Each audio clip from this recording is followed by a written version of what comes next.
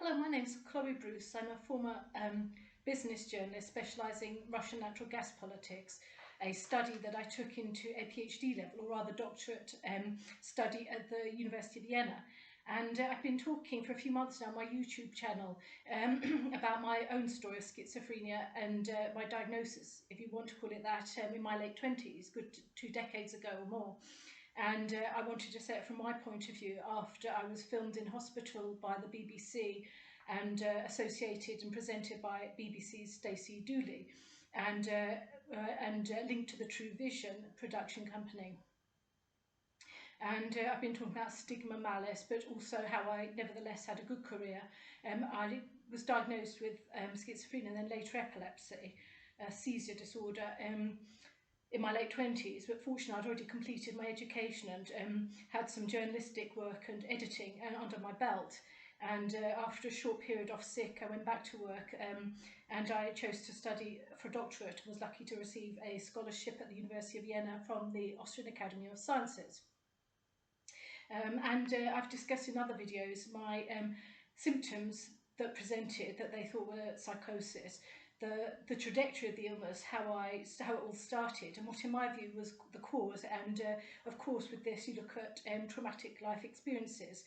So if you're interested, please do look at some of my earlier YouTube videos. And the first one also, just the first few even discussed the BBC and my horror at finding myself filmed and against my will, and then lied about and told I'd consented to the whole world. Made me look very peculiar indeed, actually. Anyway, today I've been talking about, although it's not my special area, Russian politics is more my area. I've been talking as best I can, even though I'm off sick, about UK politics. And this is in the context of my own experiences of medical services here, and my poor experience of them, which I've discussed, and also the housing crisis, which I was affected by even before I was ill, and working on a good high tax band salary as a young journalist in my mid to late 20s. So I'm discussing today some of the recent issuings from the Labour Party at the Labour Party conference. I've already talked recently about Keir Starmer and his speech, and a bit of Rachel Reeves and her speech, the Chancellor that is. And I've more recently studied the speech by the Education Secretary Bridget Phillipson. And I'm talking about that today, but in the context of what's going on here, which is the Tory Party leadership contest that's going on. They're in opposition, of course, and I'm going to talk very slightly about this, but in the context of the themes that are running through political life at the moment. To start, I was sorry to see the former Prime Minister, Rishi Sunak, not standing in the Tory Party leadership contest. I have to say I'm not a Tory or a Labour person. I've voted Green recently, the Green Party, for reasons I've discussed. I thought it was the better of a bad situation, but not great in and of themselves.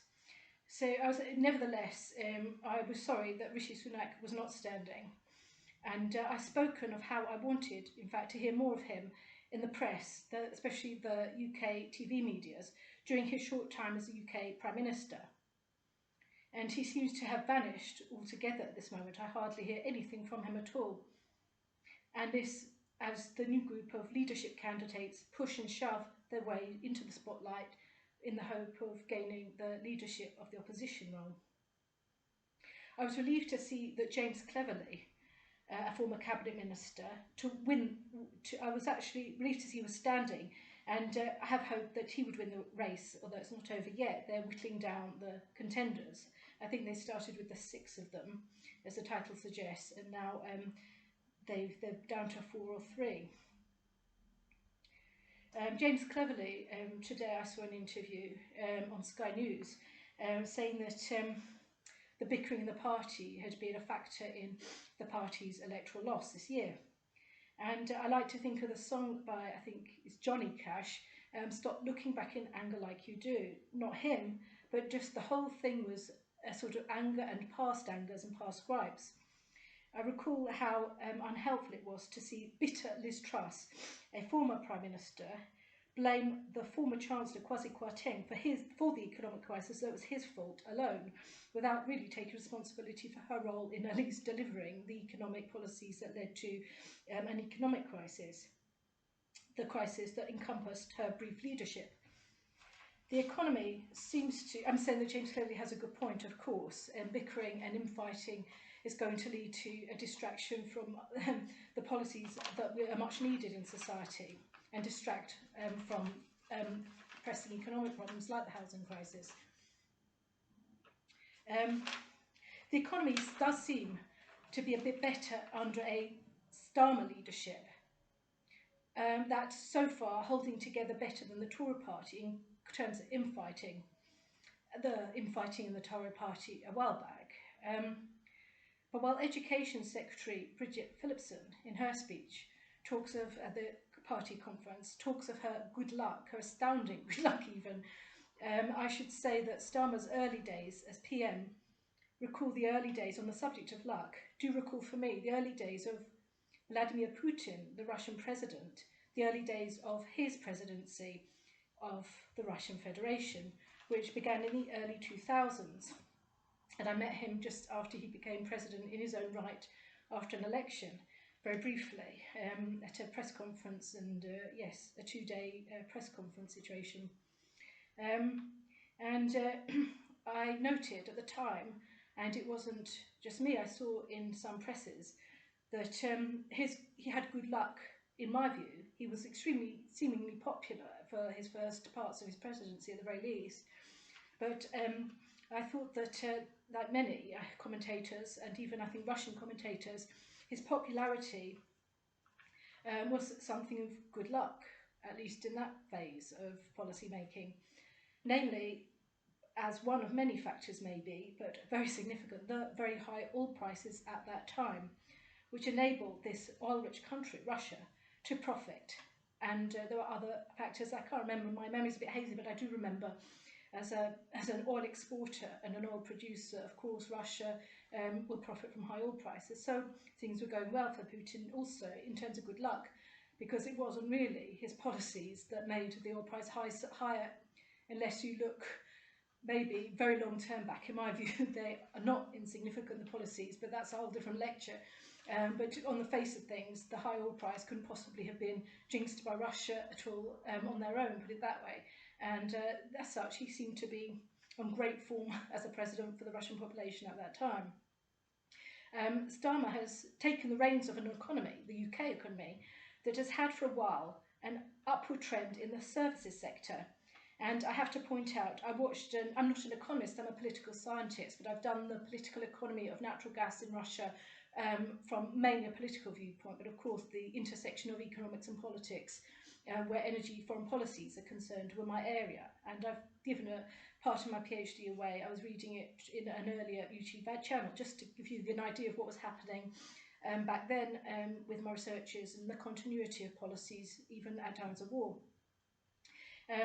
So we'll talk about the services sector, and I watched an educational podcast recently on this, and these exports have helped economic growth, but this made the point that the upward trend preceded this Labour government. In other words, the upward trend was also under the Tory government. And I'm also wondering if British oil and gas producers, or Britain as an oil and gas producer, is not, excuse me, is not benefiting also from these higher energy prices. Currently, I haven't seen really a connection, but if oil and gas prices are higher, maybe we have some growth linked to this that couldn't be anything to do with Starmer's policy, as they come from many factors, but let's say the war in Ukraine and Eurasia, in Russia, and the Middle East crisis, which may have caused some oil price hikes or prices going higher. I haven't looked into it that hard, but that's my impression. Let's see if this was also a bit of the factor making the economy look stronger, and as such Starmer like a strong PM. Nevertheless, on a slightly different note, according to many Labour politicians, with all this going on, Children are still living in poverty here. They've been in power for a while now, and yet they still talk of child poverty as though this is a historic grievance that they can't solve quickly. This must end, they say, child poverty. This must end. And this was also a large feature of the Education Secretary Phillipson, her talk, her speech at the Labour Party conference, and I didn't enjoy her speech at all. For example, she talked of her good luck at a time of suffering and starvation in children. This is good luck, to reign over suffering and poverty. That's good luck. What about the empathy? You couldn't feel lucky if you tried. No one can really feel lucky if other people are suffering. They think it's going to maybe one day affect them. This brekkie club brigade that goes on about breakfast clubs for children do not seem to care for this as a reality. Now, hunger now. What do you do? How someone's hungry now? Well, what are they going to get? Growth disorders as they get older? Diffuse issues that could give them seizures, life-threatening seizures. They're hungry now, apparently. I personally haven't seen a child come up to me saying, I'm hungry, but that's the message that's emanating from politicians. They're hungry, but this is the previous government's fault. They've been in power for a while now. So this is a reality. If it's now, we have to do something now. We're delivering aid elsewhere, food packages. We can't do it for British children. And all these breakfast clubs might do is produce yet more unfairness that we see in society. Wasn't it supposed to be helping working parents put the children into school a bit earlier so they could get to work in this disastrous infrastructure situation? It's hardly a panacea for poverty just to give a child breakfast free of charge. Especially as charities mainly do that, and we don't necessarily want to rely on charities. We want money in our own right to pick the food we want for ourselves. Despite its, define it please, this poverty. What I didn't see in anyone is a definition of poverty. A definition of poverty. We know hunger's poverty, but poverty can be without a TV, left out because they don't have laptop computers. It's anything that leads a person out of society in a way that would actually compromise democracy, in my view. And it's not a luxury these days to have a television set, because we rely on it for our news and our media, for even our purchases online, and the same goes for a phone or a computer, that a smartphone or a laptop computer. It wasn't my decision to want everyone hunkering after your phone number, because that's the only way you can do business. It's I'd rather things by post, but the fact is we're bullied into having them, and as such they should be counted as an impoverished individual who cannot afford them despite doing their absolute best to be economical in the home. So define poverty a bit better. It's a big catchword. Yes, they're poor, we've got poverty, child poverty. But what is this? Can't you say what happens to someone like me who can't afford their next oven if it breaks, or a fridge, even, let's say a fridge if it breaks, or a washing machine if it breaks for good? How are they going to afford these basic rights? I'm not expected to have enough money even for a washing machine. Even that draws envy from mysterious councillors who try and get you to get their second-hand stuff in a bizarre sort of market that they're governing from Wandsworth Council. I recall they didn't care about any grants for ovens or anything like that. They said, no, you've got to come to us and order it from a charity and from a donation. And this is going to be a safe electrical product, is it? Or a safe fridge, or a safe plug that they've got on there. And this is meant to be a solution. Someone dumps their junk and we have to pick it up for them and store it for them instead of them taking it to the dump. They complain about people not getting the benefits they ought to. The fact is they don't want you to. When you go to the right body for it, they don't even have it. The phone line doesn't get answered. They don't have. People are meant to have grants for all kinds of things. There's nothing but a decision to deprive you of that money out of sheer malice and envy. So this is swapping welfare rights for food charities. You can't swap welfare rights for a charity. The charity might fold. Where the charity meant to get that much money from? It has to come from taxes. Taxpayers don't necessarily want to pay a charity. They don't want charity. They want to actually live an independent life. And so welfare rights are going to be replaced by charities. that are of dubious character anyway, in my opinion. Rather than allowing parents to feature themselves with their own choice of food for a breakfast, through the receipt of high benefits, more realistic benefits in the face of a war in a region that's very economically close to us. They have to have benefits, if that's the poor stratum of poor you're talking about, the ones who need a breakfast club. They need more benefits, and then they can choose a nice healthy porridge, a nice scrambled egg. The child won't necessarily know for sure what they're getting from it. It's a parent's right to feed their child. You can't just put that into the hands of a school. That's not what a school is for. It's a restaurant. So in other words, you can't solve the problem with breakfast clubs. If they're hungry, breakfast on its own might not help. What about in a few months' time they also don't have supper?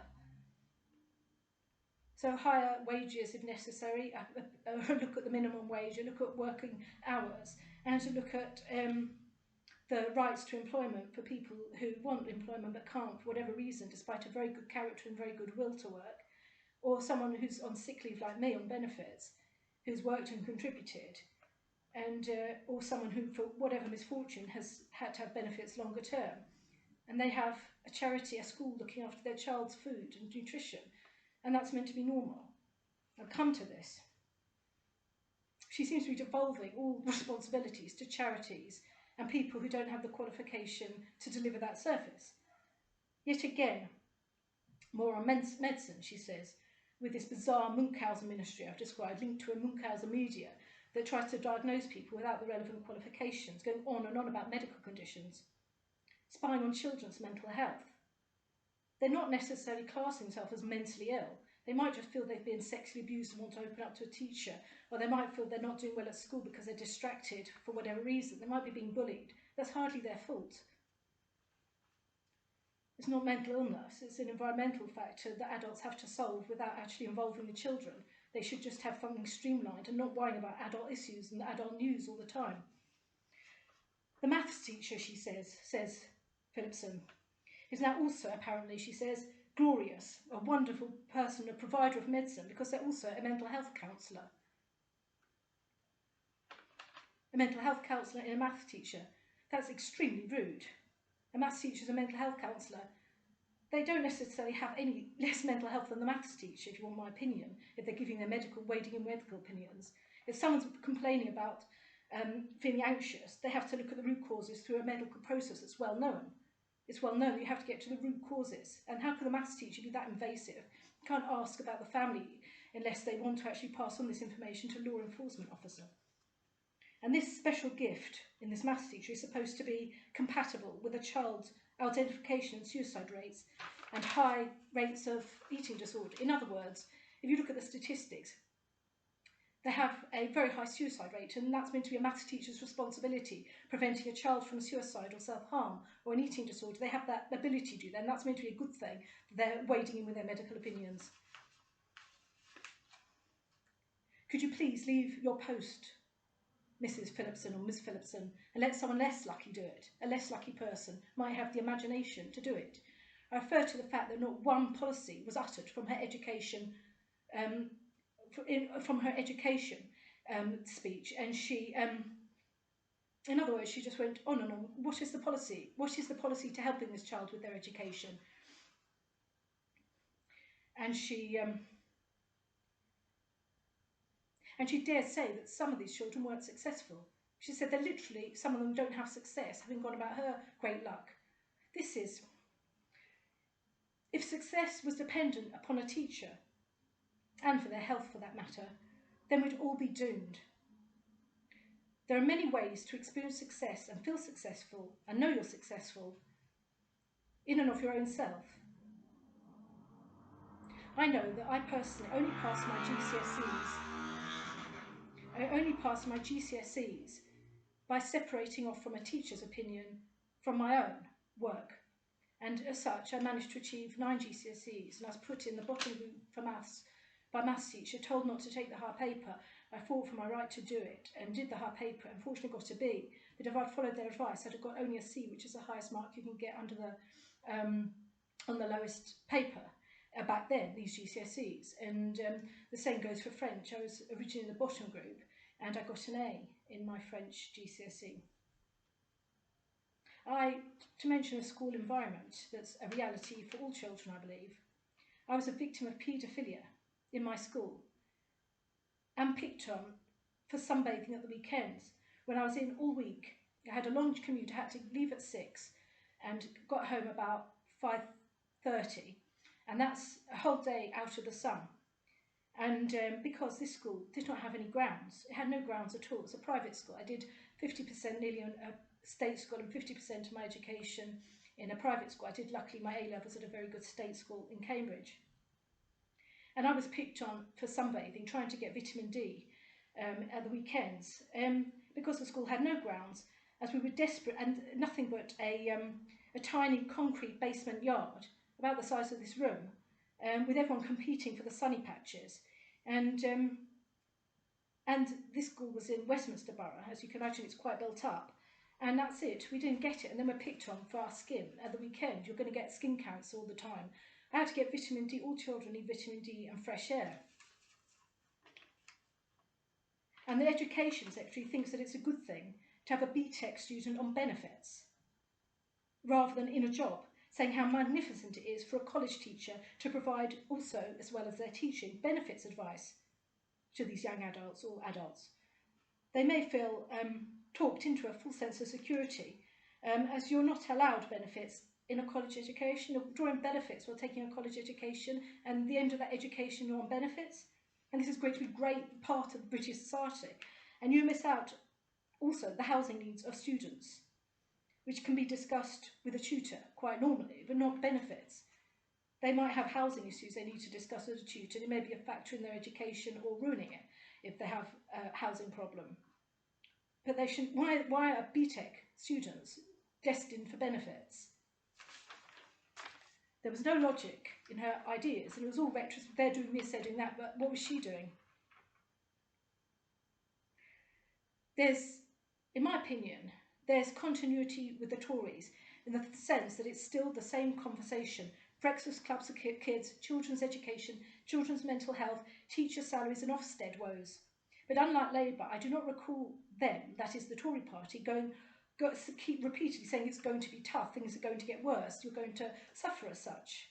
Tough is suffering. We're suffering enough. They say we're already in poverty. That can get worse. Yes, she said it's going to get tough, but they're already living in poverty, these children. Remember the song, linked to the title, there were 10 in the bed and the little one said roll over. And I recall a vision of Labour Minister Angela Rayner talking of her joy with this 10 in the bed at entering number 10 without any mention of Starmer and his success in driving the election campaign to win. And remember, in September, single beds are only made for one. And I do think about this Tory Party contest also. A leader's there for a reason. They have to be a good coordinator, experienced and trusted. I think if a minister cannot describe a policy, but describe a single policy, as I don't, you can correct me if you want in the comments, I don't see it, nevertheless, talk of tough times ahead. They should leave if they think there are tough times ahead and they haven't got any policies to extract us from this situation. And let the child they revere, that once was, have a bash at being a ministerial position themselves. I think that's clear. Allow the so-called unsuccessful children also to be a success. I don't know why you have to tramp them down. Poverty tramples people down, and you don't have to add insult to injury by calling them unsuccessful in the context of breakfast clubs and poverty. I'm very grateful for you listening today, and I'm extremely grateful to all my viewers. I'm very pleased with the comments, and feel free to comment. It's really nice to hear other people's comments, and I hope that you can, if you want to see about the psychotic part and the illness part, please look at some of the other videos. And there are many things about natural gas in the context of the current war in Russia and Ukraine, and there are, I've got more to come, but I'm very pleased that you've been watching, and thank you, and I hope this made sense. I hope it's food for thought, and good luck with it, all the best. Thank you.